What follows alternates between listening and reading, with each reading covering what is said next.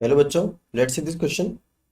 The process responsible for facilitating loss of water in liquid form from the tip of grass blades at night and in early morning is A. root pressure, B. imbibition, C. plasmolysis and D is transpiration। सो इस question में हमसे पूछा गया है कि वो कौन सी process होती है जिसके थ्रू की इन द नाइट और इन अर्ली मॉर्निंग जो ग्रास की ब्लेड होती है उससे वाटर ड्रॉपलेट निकलते हैं। ठीक है, तो इसका करेक्ट आंसर होगा ऑप्शन ए, रूट प्रेशर।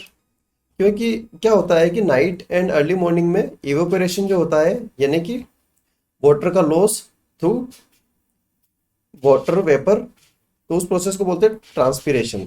ठीक है, तो ये ट्रांसपीरेशन क्या होता है कि नाइट में बंद हो जाता है।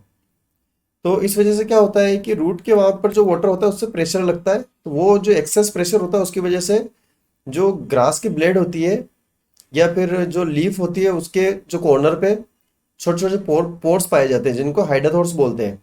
उनसे वाटर जो है ड्रॉप के फॉर्म में बाहर आता है। इस प्रोसेस को बोलते हैं गटेशन। ठीक है, क्या बोलते हैं? गटेशन। ये प्रोसेस जो है वो रूट प्रेशर की वजह से होती है, इसलिए ऑप्शन ए करेक्ट है यहाँ पर। बी में दे रखा है इम्बाइबिशन। तो इम्बाइबिशन में तो क्या होता है कि एक सॉलिड होता है वो वाटर ऑब्जॉर्व करता है, इस प्रोसेस को इम्बाइबिशन कहते हैं। जैसे कि सीड होते हैं उनको सोक कर देते हैं वाटर के अंदर तो स्वेल्ड हो जाते हैं because of imbibition.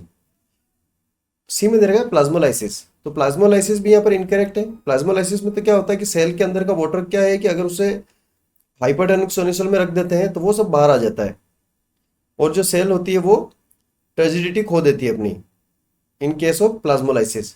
So it is also incorrect here. Correct answer for this question will be option A. Best of luck.